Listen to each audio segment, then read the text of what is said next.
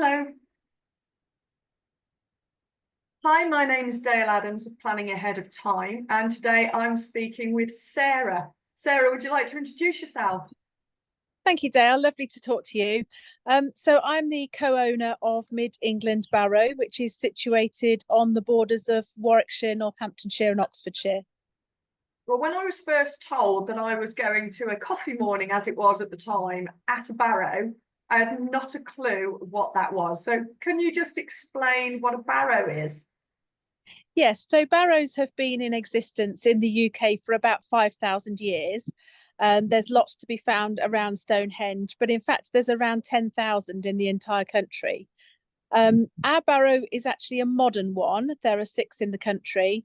So we started off with a completely flat field and created our modern barrow, which we like to say is a nod to the ancient barrows.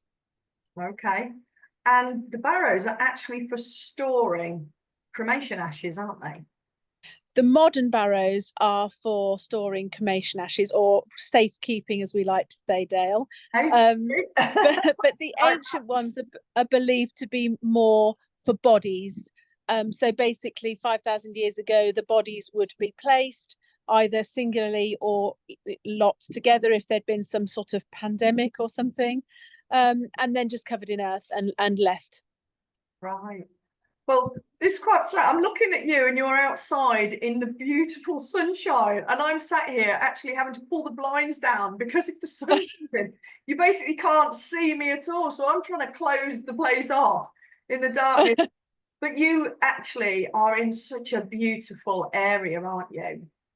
We're incredibly lucky. The barrow's nestled in the corner of a field on the farm. We've got a pretty little pond next to it. We've planted 250 native trees along the path to the barrow. And it's just beautifully peaceful, calm, tranquil. It's lovely. And next to it, you've also got a safari tent. We have, yes. Sorry. Is that how you would describe it? Absolutely. Yes, we've got a safari tent because it blends in with the countryside. We didn't want to create something that looked hideous in the field. So it's a beautiful khaki green safari tent. We can seat 50 to 60 people in there for celebrations of life, wakes, funerals, whatever you want to name that occasion. And you also, as well, you actually, which is how I first met you and I first saw it, was actually a coffee morning. So you were running charity coffee mornings there. And actually, the one I came to was for Ways, which is for widows, basically. Yes. And that's how I met you. And somebody said to me, it's so beautiful. It's this spiritual barrow. And I was like, okay. And they said, take a walk down and just walk on your own and go and have a look. And it was just incredible. I mean, it has such an amazing energy, doesn't it? Absolutely. And do you know, Dale, you talking about it like that, it's just made all the hairs stand up on my arms because it is. And although obviously having owned it for 4 years, I've been down there so many times and it still just sends that tingle down your spine. Well, I remember standing in front of it and you'd got this, very um, artistic gate. I don't know if that's the way, again, to describe it. And I just sort of took a breath. I can remember walking in and you felt instantly filled with emotion, really. And this, like a real spiritual connection is what I found. And yet you've got these beautiful butterflies in there in as well, haven't you? It's an absolutely incredible experience. It's certainly something that I would recommend people to go and have a look at. And they can do that, can't they? Absolutely. Yes, people can come anytime to have a look by appointment, or we do have regular open days and all sorts of things going on. So it's just a case of having a look at our website or giving me a call and people can come and have a look. So if somebody obviously is interested, can you just describe it? Because I know that you've obviously got there's certain sections. Maybe you can just talk about how it works. So, as you've correctly said, you enter the barrow through a beautiful metal gate, and inside there's 3 circular chambers that are set out in a cloverleaf pattern. And each chamber has little shelves nestled into the stonework, where urns containing ashes can be placed. So basically, people lease a niche, and place the urn in their niche. They can, when once the niche is theirs, they can place as many sets of ashes as they wish to. So some people choose to have a very stunning urn which stands beautifully on its own and can be seen through the niche cover. Some people want to use the niche for a family, and so you can probably fit 4, 5, 6, 7, 8 probably sets of ashes in. And what's particularly unique about us is that people can have their animals' ashes with them, which I think is so very important, because where are our animals during life? They're right next to us, and that's exactly where they should be after our death. So we have smaller urns that match the adult urns for pets. That's really interesting, because you're absolutely right. You're absolutely right. And if people are And in keeping fact, it at home, I think, sorry, I said if people are keeping their ashes at home, that's exactly where they would be, next to them. And yet not everybody exactly. puts the ashes at their home, do they? No, no. I think 90% of the niches that are currently reserved are for animals as well as humans. Okay, when you say reserved, so people, this is about planning ahead of time a little bit as well, so people can actually plan ahead to come and rent a niche from you? Absolutely. We encourage people to plan ahead, partly because obviously we only have 168 spaces, and they are getting booked up. But also because then it's peace of mind for the family, it's peace of mind for the person, that everything, all their ducks are in order and everything's planned ahead and people know what their wishes are. So all of our niches are booked ahead of time by people who are currently fit and healthy. And if people book a niche for 50 or 100 years, the clock, or 99 years, sorry, the clock doesn't start ticking until the first set of ashes is placed. So you or I could book a niche tomorrow and not use it for 50 years, and then our 99 years commences in 50 years' time. Okay, but they're paying for it prior to that, though, I assume? Yes, absolutely. It has to be paid for in full to reserve it. Right, I see. Okay. Now, I actually watched you do a talk at the Dead Good Death Festival that we were both at. We were both speaking at the weekend. And in it, you started talking about a placement ceremony. And I I did. asked you a little bit about it at the end because I was fascinated by this. Because again, you're in such a beautiful space there. And I thought, what an innovative change and an innovative way to look at placing ashes, which don't normally have any type of ceremony at all that I'm aware of. No, we are very much about people having what they want. So we do have the facilities for people to come with a coffin in a more traditional manner. We're only 6 miles from Banbury Crematorium, so the coffin can go straight off to the crematorium afterwards. But actually, what we find most people want is to have what's referred to as a direct cremation, which can be handled by the funeral directors as well as by the family.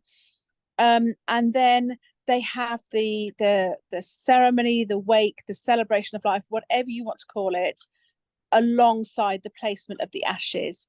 And it just works so beautifully because everybody comes along. It's a very calm, respectful event. We had one in the middle of winter where everybody turned up, and as they arrived, they had a mug of hot, spicy soup. They can spend a half or a whole day here and literally just take the ashes down to the Barrow and place them whenever they're ready. And then everybody can go down and see where the ashes have been placed in their own time. You were actually talking over the weekend where different people had carried the ashes for a certain, or the urn for a certain time, because there is quite a walk down to the Barrow. I mean, it's not long, but it's a nice walk, isn't it, down? And you've also got a field where, as you said, people can actually sit out, have picnics, play with the ball type of thing. So it can be very inclusive. But I really liked what you were saying about different people taking turns to maybe carry the urn. Absolutely. So we again, it's what the family want, but what we tend to do is have kind of a procession, and the family choose who's going to carry the ashes. So the most recent one that I can give you an example of was the ashes were carried by the lady's two children from the safari tent to the Barrow, and at which point the lady's husband took over the ashes and carried them into the Barrow and placed them in their niche. Yeah, which is just beautiful, isn't it? It is. And I think I've formed an opinion, if you like, of direct cremations, that it takes away what I feel a lot of families need, which is the ceremony, the funeral, the ability to actually openly support and grieve together, because I feel that's quite important for the people that are still here to do that. So what you're offering, which I think is why I was so intrigued by it, still enabled that, but in maybe a more relaxed way. Absolutely. I was speaking to a funeral director at the festival over the weekend, and we were saying that to have a direct cremation and not have some sort of closure ceremony, I think is going to be damaging for families. They need, that's part of the grieving process, to have that closure. And even though it seems like a costly party, it is important. Yeah, I completely agree with you and with them. I'm not sure who you were speaking to, but for me, I really feel that it's your last opportunity to honor that person as well. And this way it is Absolutely. important that people actually have the discussions again beforehand and know what the person who's died would want, because that is your way of giving that to them, of honoring them. But Absolutely. yeah, and this is why I was intrigued, because again, I'd never heard of a placement ceremony, because again, maybe when people have urns and ashes come into the home, it's not something you would do. And yet to it's a shame, really. I do have photos of the Barrow from when I've been, so I will put some at the end of this video, because even describing it, and even the photos that don't really do it the justice, though, do they? No, they don't. No, it's got to be seen, and that's what's quite difficult actually, because I can't drag people, make people come to see it, but it really does make a huge difference, doesn't it, Dale? Yeah, it's very much so. But at the moment, you say you're doing open days, aren't you? When is that? Our open days are the last Saturday of every month, so the next one's going to be the 25th of May. Okay. I Again, I know we're going to give out your contact details, but I would really suggest that if anybody's just interested in what this is, to go and have a look, because Absolutely. I didn't know, and I think it's absolutely beautiful spiritual space, and to be It is. able to have the whole ceremony there, because again, I've obviously been to an event at your safari hut as well, where you catered it. And again, we all sat and we had lunch and things there, and so you've got facilities to do all of that, haven't you? We have, yes, absolutely. We're fully disabled accessible. We've got a registered kitchen, mains toilet, so everything can be done here. And the other thing that I think is really nice, Dale, is when you have a traditional service, going to the crematorium or going to church, there's always that sort of lull where people don't know whether to go home, don't know whether to hang around, meet up for the catering afterwards, or what should we do? Shall we sit around while the family have gone to the creme? And all these questions. Whereas having it here, everybody's here. So nobody feels that pressure. Oh, are we welcome to stay? Should we stay? Should we go? Who do we want to talk to? Everyone's here for the same reason, and everyone just stays, and it's lovely. Yeah. Well, again, I know that you've said about the winter, because I've been there when it's been raining, and again, it's fine inside the safari tent, but I've been there when it's sunny, and it's absolutely just a beautiful setting. But I can also imagine it, if you like, in the winter, a bit of snow, it's probably still as quaint, to be honest. Absolutely. And we've got some lovely pictures on our website actually of the Barrow in the snow, and it's beautiful. Okay, I haven't seen those. So if anybody is interested in finding out more about the Barrow, where do they look? Where do they find you? We have a website, which is www.mid-englandbarrow.co.uk. I can also be emailed on info@mid-englandbarrow.co.uk, or I'm quite happy to give you my phone number, Dale, which is 07791 807970. Okay, that's fine. And you're also on Facebook as well, aren't you? We are, yes. I don't do the social media, so I don't know all the details of that, but we are. Yeah, Isn't well, that terrible? I know you are, because every so often I contact and get a message back saying Sarah will call you. Yes, yes. I'm a bit of a dinosaur. No, that's brilliant, and I'm really glad that you agreed to sort of talk to me about it. I think it's something that people should at least look into a little bit more, because it is just something. It's not new for me. It was new, but the way you've done it, it's simply soulful and incredible. And I hope people take the time to have a look. Thank you so much, Dale. Nice to speak with you, Sarah. And you, take care. Bye. Bye.